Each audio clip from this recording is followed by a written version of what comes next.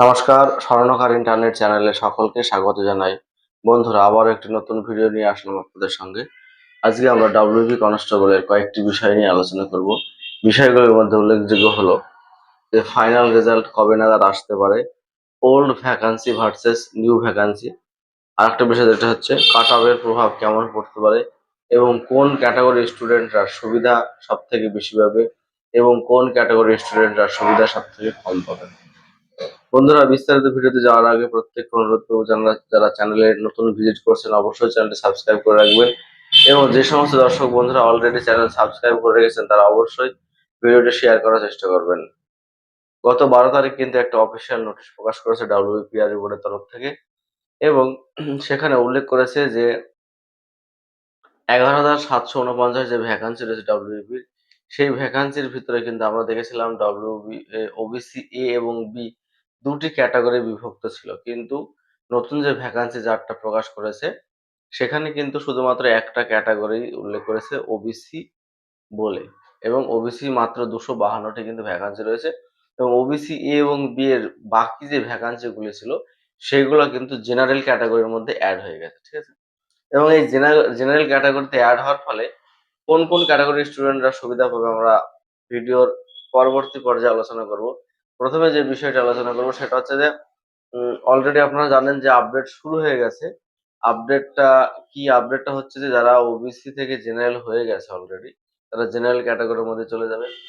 যারা ওবিসি ছিল কিন্তু ওবিসি থাকা সত্ত্বেও ইডব্লিউএস ক্যাটাগরির মধ্যে হয়ে গেছে, ইডব্লিউএস সার্টিফিকেট বানিয়েছে, কিংবা জেনারেলে ছিল কিন্তু ইডব্লিউএস সার্টিফিকেট সেই সময় বানানো হয়নি, এখন বর্তমানে ইডব্লিউএস সার্টিফিকেট রয়েছে, তারা কিন্তু ক্যাটাগরি আপডেট করে তাদের ক্যাটাগরি চেঞ্জ করতে পারছে, ঠিক আছে। এই প্রসেসটা মোটামুটি কমপ্লিট হওয়ার পরেই 10 থেকে 12 দিনের মধ্যেই কিন্তু রেজাল্ট তোমরা পেয়ে যাবে।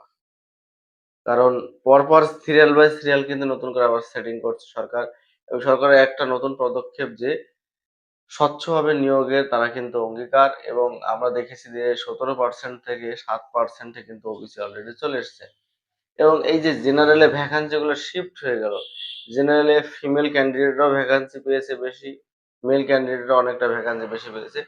এর ফলে কি সামগ্রিক যে ক্যাটাগরির যে ভ্যাকান্সি সেটা কিন্তু পরিবর্তন হয়েছে, মানে রেজাল্টের একটা পরিবর্তন হয়েছে। রেজাল্টে কেমন পরিবর্তন হয়েছে দেখা গেল, আগে ছিল 900 800 ভ্যাকান্সি, এখন জেনারেলে হয়েছে 1200 ভ্যাকান্সি, 400টা ভ্যাকান্সি কিন্তু জেনারেলে বেড়েছে। এর ফলে কিন্তু জেনারেলের ছেলেরাও চাকরি পাবে এবং যে সমস্ত এসসি এসটি ওবিসি কোটার ছেলেরা জেনারেল ক্যাটাগরির মধ্যে চলে নাম্বারে চান্স পাবে, তারা কিন্তু অলরেডি জেনারেলে শিফট হয়ে যাবে এবং সেক্ষেত্রে কি হবে, প্রত্যেকটা ক্যাটাগরির স্টুডেন্টের কাট অফ কিন্তু কমে যাবে।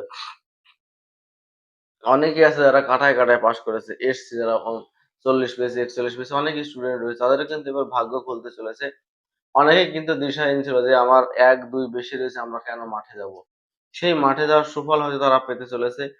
এমনও অনেক স্টুডেন্ট রয়েছে যারা কাটায় কাটায় নাম্বার পাওয়ার 1 বা 2 বেশি পেয়েছে, এজন্য কিন্তু মাঠে তারা যায়নি। এরকম অনেকেই আছে তারা কিন্তু ভুল প্রতিনিয়ত করলে, কারণ যেকোনো রিক্রুটমেন্টে তোমাকে যদি একটা সুযোগ তৈরি করে দেয় অবশ্যই সুযোগটি তুমি ব্যবহার করবে। হেলায় কিন্তু হারাবে না। অনেকে কিন্তু এই সুযোগটা হেলায় হারিয়েছে। তাদের কিন্তু এখন পস্তাতে হবে। কারণ পাশের বাড়ির যে ছেলেটা ৫, ৪ বেশি স্কোরে চাকরি পেয়ে যাবে, কিংবা অনেকে কাটায়, কাটায় স্কোরে চাকরি পেয়ে যাবে, তখন যে যায়নি দৌড়তে তার মাথায় কিন্তু বিষ ধরে যাবে। এই জিনিসটা আমি বলে দিলাম। আরেকটা যে আমি যে কাট অফটা বানিয়েছি, কিংবা প্রত্যেকটা ইউটিউব চ্যানেল যে কাট অফ গুলো বানিয়েছে সেই কাট অফ অনেকটা ৩ থেকে ৪ কিন্তু কাট অফ কম যাবে। যদি জেনারেলে 50 কাট অফ দেয় সেখান থেকে ২-৩ অলরেডি কম যাবে। এসসি যদি আমরা কাট অফ ধরি ৪৫-৪৬, সেখানে কিন্তু ২-৩ কাট অফ কম যাবে। শুধুমাত্র ওবিসি ক্যাটাগরি চেঞ্জ হওয়ার কারণ। নতুন করে কিন্তু ছেলেমেয়েদের আর পাস করাবে না। পুরনো যে ছেলেমেয়েরা রয়েছে সেই সমস্ত ছেলেমেয়েদের কিন্তু নতুন নিয়োগ করাবে কাট অফটা একটু কমিয়ে, ঠিক আছে? যেমন মেল ক্যাটাগরি ক্যান্ডিডেটদের ভালো সুযোগ, ফিমেল ক্যাটাগরি স্টুডেন্টদেরও কিন্তু ভালো সুযোগ। ক্যাটাগরি যাদের চেঞ্জ হয়েছে তাদেরকে অনুরোধ করবো তারা ইমিডিয়েটলি ক্যাটাগরি আপডেট করে নাও। যদি রেজাল্টের পরে দেখা যায় যে তুমি ক্যাটাগরি চেঞ্জ করোনি, তাহলে একটা ওবিসি স্টুডেন্ট ওবিসি তে রয়েছে, সে ক্যাটাগরি চেঞ্জ করেনি কিন্তু সে ডাক পেয়ে গেল, চাকরিও হয়তো পেয়ে গেল, সেক্ষেত্রে সে ডকুমেন্ট ভেরিফিকেশনে বাদ যাবে। 100% লিখে রাখো। যারা ভাবছো যে আমরা খুবই চালাক, আমরা ক্যাটাগরি আপডেট করব না, তাদেরকে অবশ্যই অনুরোধ করব তোমরা মানে খুব শীঘ্রই দ্রুততার সঙ্গে ক্যাটাগরিটা চেঞ্জ করে নাও। ঠিক আছে বন্ধুরা, এই ছিল আজকে বিশেষ আপডেট এবং আমি আশা করব ২০২৪ সালে যে রিক্রুটমেন্টটা বেড়েছিল ডাব্লিউবিপি কনস্টেবলের খুব শীঘ্রই জয়েনটা হয়ে যাক ছেলেমেয়েদের। আমা আমাদের মুখ্যমন্ত্রী বলেছে এমনও যে তাদের মানে পুজোর আগেই কিন্তু জয়েন্ট করিয়ে দেবে এরকম একটা আশ্বাস পাচ্ছি আমরা।